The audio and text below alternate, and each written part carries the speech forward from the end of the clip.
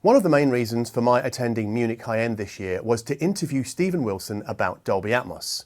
Now, as many of you know, Wilson is the founder of Porcupine Tree and a successful solo artist in his own right, but he has also become the go-to guy for, I guess, predominantly left field artists, for those artists wanting a Dolby Atmos mix of their work, past or present. But before agreeing to interview Stephen Wilson, I made sure that via my contacts at the high-end show that he knew that I had some serious reservations about Dolby Atmos being essentially the future of music playback. Now, I recommend that you watch my Madness of Dolby Atmos video just to catch up on those concerns, but it essentially boils down to the hassle and the expense of installing 10 or more speakers in a listening room and in the ceiling, and the paucity of content currently available, especially the Blu-ray discs that house Atmos music in a lossless format. Now, one aspect of Atmos that I do not doubt is how good it can sound through a 7.1.4 or better loudspeaker array. And that's why I said this in my Madness video. Now, it should be obvious by now that my concerns about Dolby Atmos in the context of music playback has almost nothing to do with the sound quality of a proper Atmos system playing lossless content. So when many of you waded into the comment section underneath that video saying things like, "But John, Atmos sounds amazing," my response is, yeah, I know. And then I would also say you aren't responding to the issues that I raised. So again, expense and hassle and paucity of lossless content. Now, the day before sitting down with Stephen Wilson in Munich, I attended his Dolby Atmos demonstration, and providing the speaker system for that demo was PMC. They had installed 17 loudspeakers and 4 subwoofers for a total system cost of $300,000. And then Wilson came out and he played 10 Atmos remixes that he had done himself, several of which I believe are still unreleased at time of taping this video. And I'll list those songs at the end of this video, but I'll say 3 things about Wilson's Atmos demo. Firstly, it really was, as the cliche goes, all about the music. And then secondly, it was the closest of any of the prepared demos that I've heard at hi-fi shows in the last 15 years that came to encompassing my own music tastes. It wasn't all the way there, but it was much closer than most of the music that gets played at hi-fi shows, period. There's a thing I think I know. And then thirdly, the room was packed, and for the full hour. Not a single person got up and left midway. And I've never seen a demo where that has happened before. And so it's with these 3 points that I started my conversation with Stephen Wilson. This episode is brought to you by Primaire's new SPA25 Prisma, the home cinema integrated amplifier designed for both music and movies. Go to primaire.net for more information. Stephen Wilson, I'd like to start by congratulating you, because I came to your Dolby Atmos demo yesterday, and just putting the Atmos aside for the moment, I thought it was one of the most compelling demos I've ever seen at any hi-fi show. And I've been to loads. Wow. Because, I'll tell you why. Okay. PMC came out, gave us a tech spiel, 3 minutes, nothing too in-depth. And then you came out and talked about music, which you would not believe how rare those kinds of things are at these events. Right. And you played music. Right. That you don't often hear at hi-fi shows. Do you want to tell us like some of the songs you played? So I play 10 pieces of music, not all tracks, some of the little extracts. I play music by Tears for Fears, Frankie Goes to Hollywood, XTC, Van Morrison, The Who, Sinead O'Connor, King Crimson, Aha, and I'm probably missing a couple, and myself. And I end the session with a track from my last album. Right. But I mean, I'm really happy to hear you say that, because one of the things, of course, I mean, just in the last session we did, a question that comes up quite a lot in the QA at the end is, how do you make decision about what you put where? And I'm like, I approach it like an idiot. But what I mean by that is I approach it like a musician. If it sounds good, I do it. Right. I don't intellectualize it.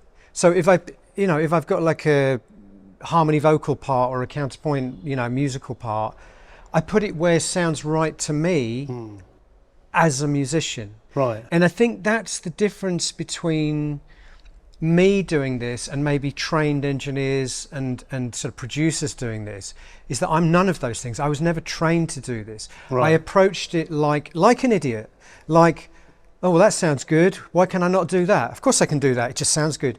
So no one was telling me, oh, you can't do that, or you shouldn't do that, you shouldn't do this.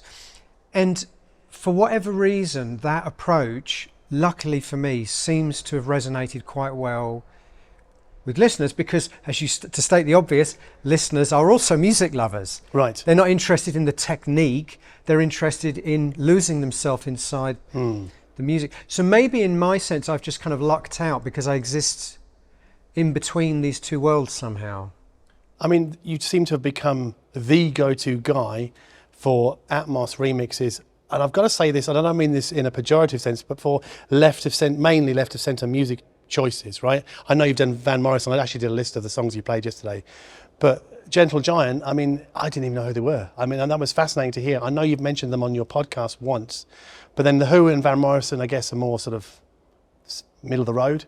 But then you've done all sorts, I guess, that you wouldn't really hear, even not at a hi-fi show, and it wouldn't necessarily be like top 20 fodder, if you like, right? For sure. And I mean, is that how you see it? I don't know.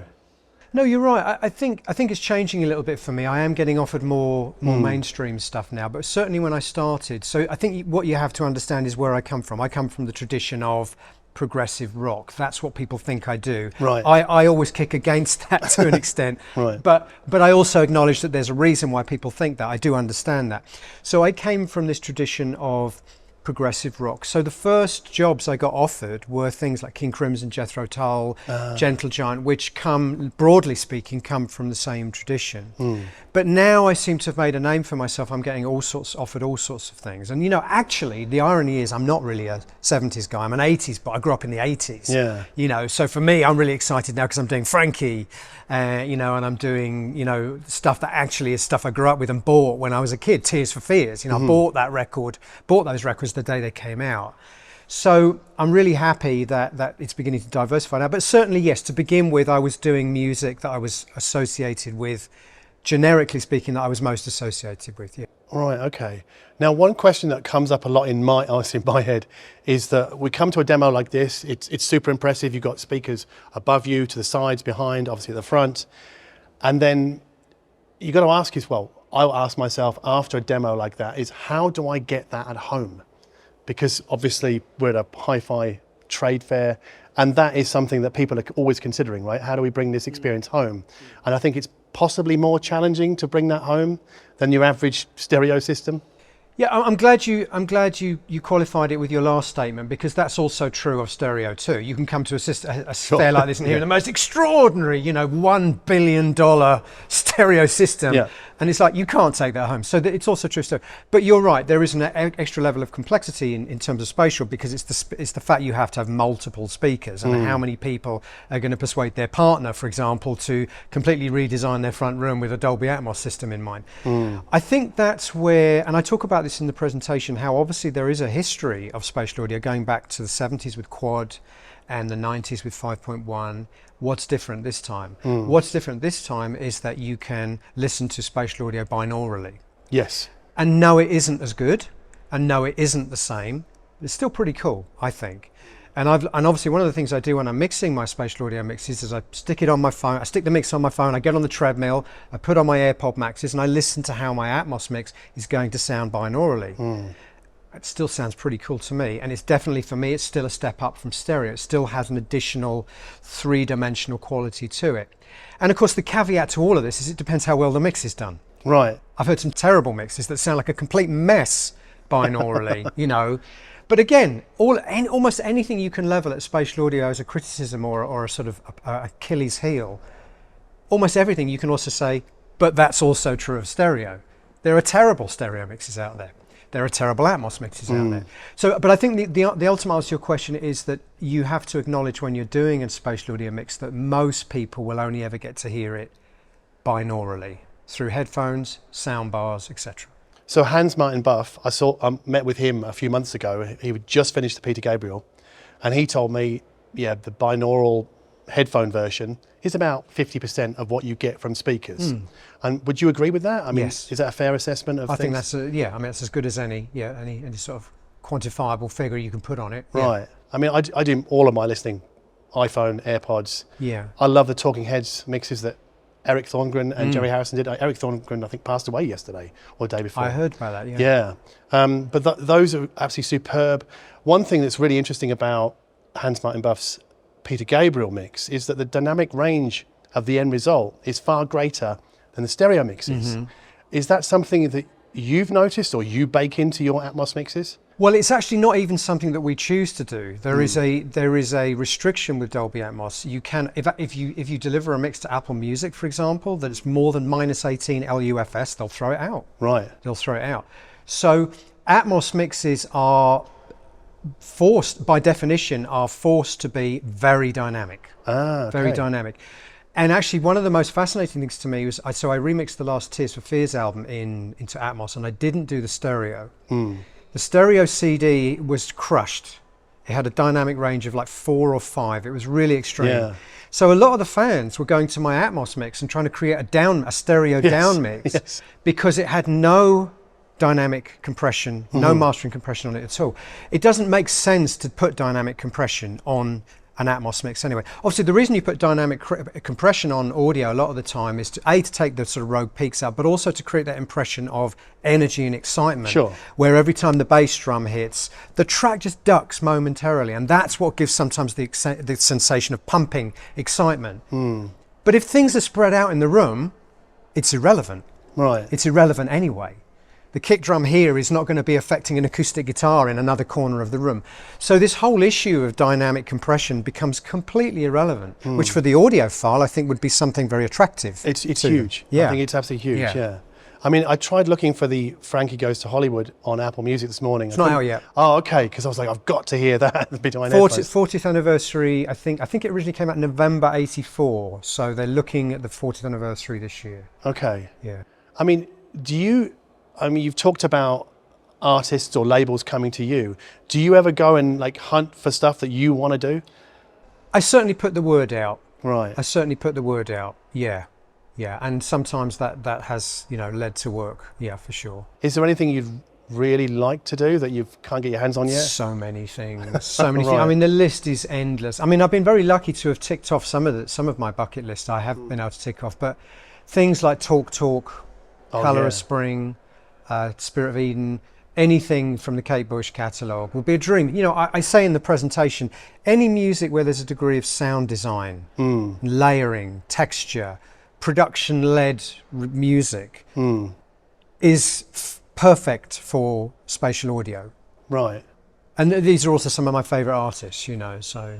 Because of your propensity to kind of lean to, well, not exclusively towards the left field, but more in that direction, right? I'd love to, but you say that, but sorry to interrupt, but you said I'd love to do ABBA. ABBA would be one of my dream jobs. You can't get much more mainstream than ABBA, or the Bee Gees, something like that. So if you did something like Laughingstock, that might actually make me consider installing an Atmos system in a lounge room just so I could hear that, because that would be incredible. But that's interesting, because that's what we talk about. I mean, again, another thing I talk about in the presentation is the proliferation of catalogue that's coming out in Atmos. Record companies now are insisting all of their new artists deliver the album in Atmos and stereo. Right. Back catalogue is growing exponentially. Your favourite artist, you might say, well, my favourite artists haven't got their available. Give it 12 months, and I bet you it will be, because the record companies are going to all the catalogue now and trying to... And so there's always someone for whom that record will be their favourite record of all time. And that might be the record that pushes them over the edge to go and actually invest in an Atmos system. Think of all the people that went out and bought an Atmos system just so they could hear Sgt. Pepper. Sure. Or Dark Side of the Moon. So I think audiophiles have been through this promise of future content many times before with SACD, DVDA. In fact, I bought a 5.1 system in 2006 when the Talking Heads Brick box set came out, just so I could hear it. And it was endless promises of more content, and it didn't happen. And we had that with pure Blu-ray, DSD. So I think we're a little bit kind of jaded on that front of the promise of what's coming. I understand, but the caveat to that is that we're already way, way beyond any of those scenarios you just painted. Right. 92 of the top 100 best-selling albums in America last year.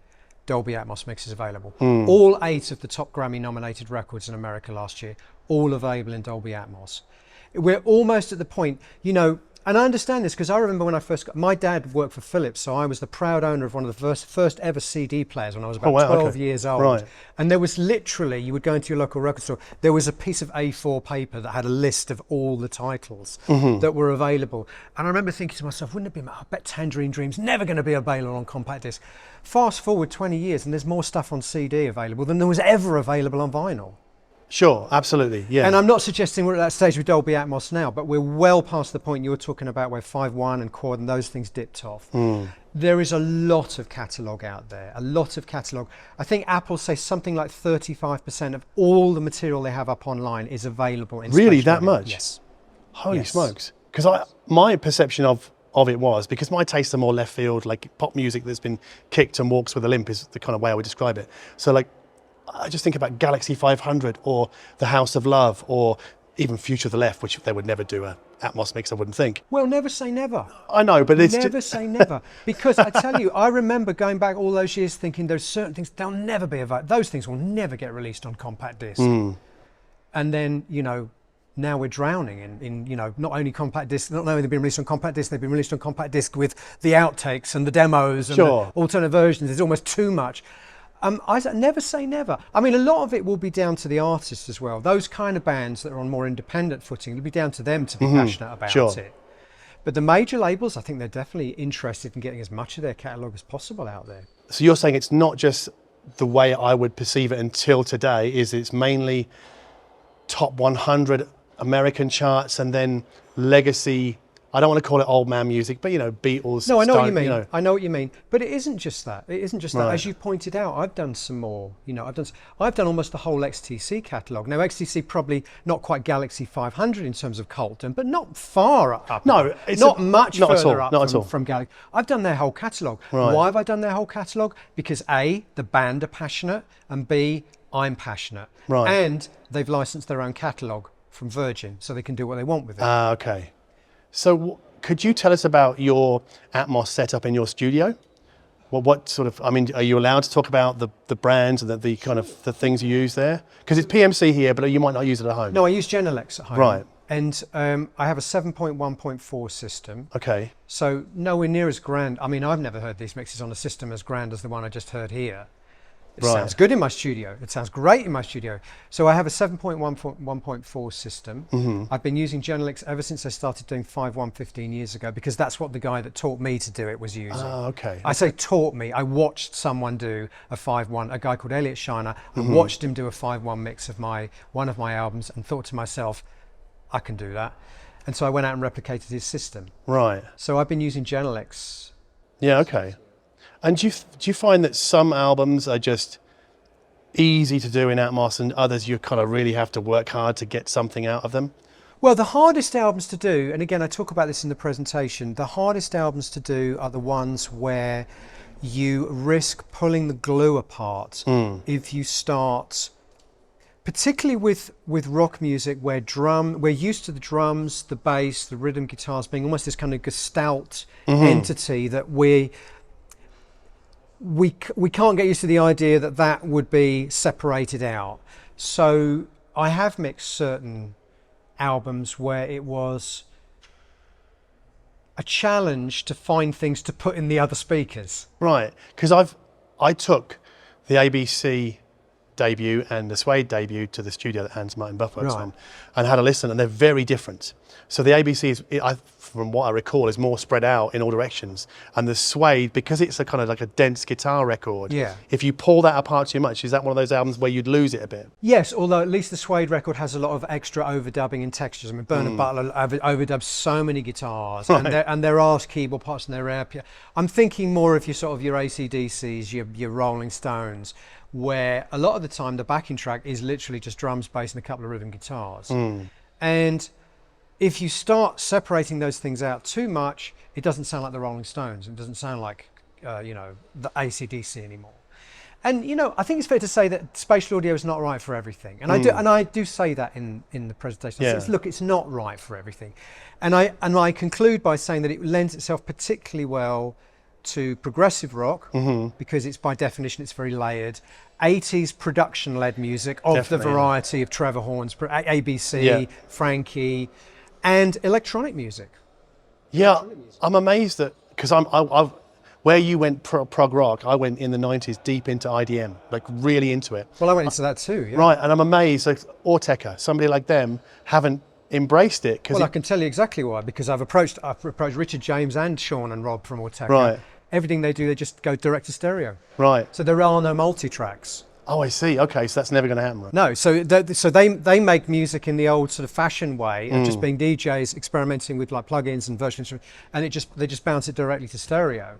So there are no multi-track tapes, but the idea would be to try and get them to be thinking about spatial audio from the inception of a project rather than retrospectively. Yeah. So then they can start to, you know, think more, well, we should create stems and we should do, but there are some electronic composers that do that, you know, Max Cooper, John Hopkins, experimenting a lot with electronic music. I think spatial audio is a gift to electronic music because the sound is by definition more abstract anyway. So you don't have that preconception that perhaps a rock listener has, that the drums, bass and rhythm instruments are all coming from there, like they're playing on stage in front of me. You don't have that preconception.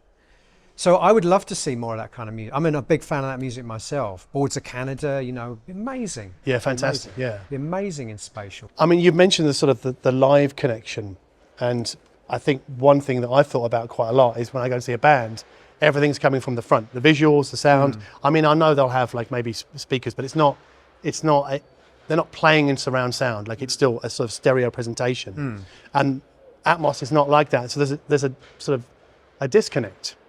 Well, so how do you bridge that? I mean, firstly to say, it can be like that, and some Atmos mixers do mix like that. So some Atmos mixers basically create what you call big stereo, which is keep everything in the front, just put the reverbs at the back, which is kind of what you experience when you go to a show. All the instruments are coming from in front of you, but you're sensing the reflections off the different surfaces in the room. Right. To me, as someone who creates spatial audio, it's boring. It's not what I want to do. And I think the reason for that is because when I originally fell in love with music, I fell in love with the idea of being able to make records. I didn't fall in love with the idea of being able to be on stage performing in front of people every night. I was never interested in that. I fell in love with the idea of being able to take listeners on some kind of journey across two sides of vinyl. I fell in love with making records. I say that because I didn't even want to be a singer or a guitar player. I wanted to make records. And so to me, hearing things like my dad play Dark Side of the Moon when I was a kid, brainwashing me with an album like that, I was so in love with this idea that you can create something almost analogous with a movie, watching a movie, in a record, in a pop record. So to me, spatial audio is the next step up from that. We can do all this stuff, you know, we can be creative. So in much the same way that someone like Trevor Horn wasn't sort of like restricted by what potentially they might be able to perform live in the studio, he was just having fun, you know. What can we do? It's amazing, you know. And I feel the same way about mixing in spatial audio, you know. Let's have fun. Do you think that 40 minutes is the perfect length for an album? Yeah. I do as well. And do you think that the CD era kind of gave artists too much runway to play with, right? Made everything's bloated. Yeah, I mean, I heard you talking about Bowie's Outside, and it is the best Bowie since the 70s, I think. It's too long. But it is a bit too long. Too long, yeah.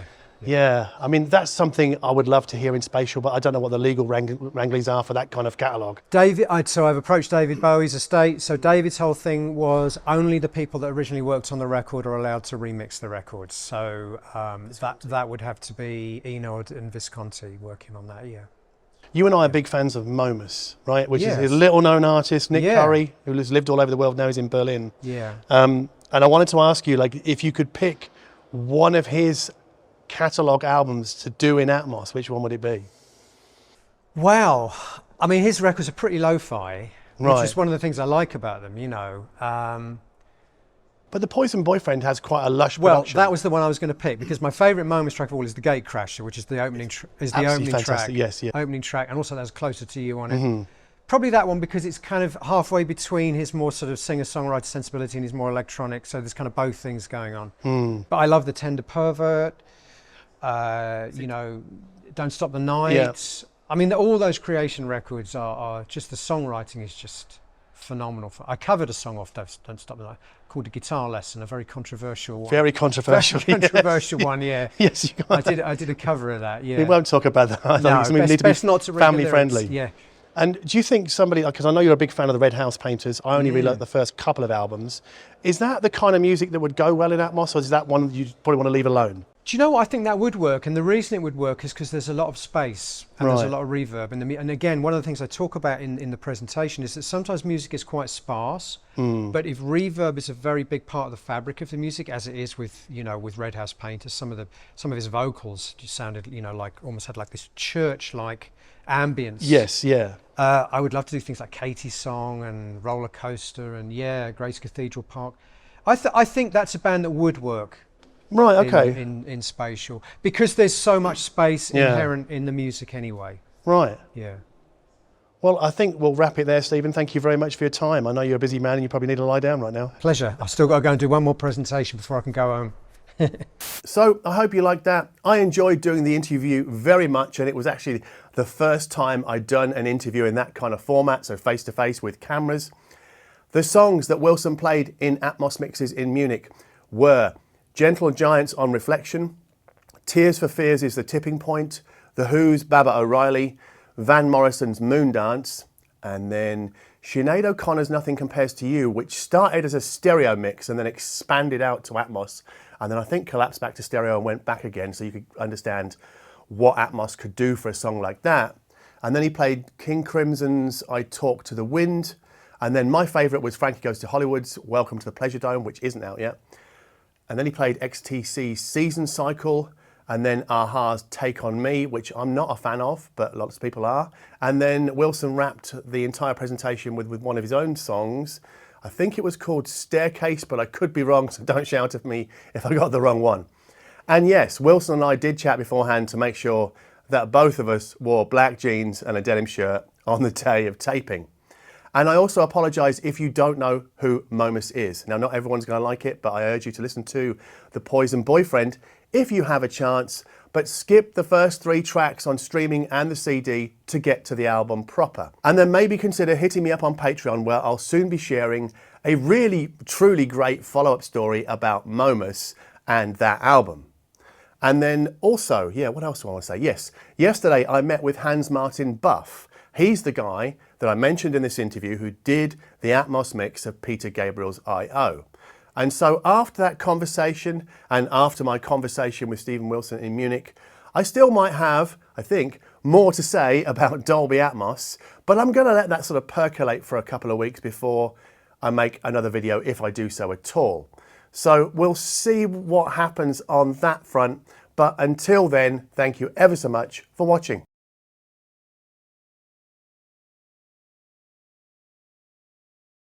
Thank you, that was great, because that was, nicely music focused. I hope my questions weren't too dull. No, not at all. I enjoyed it.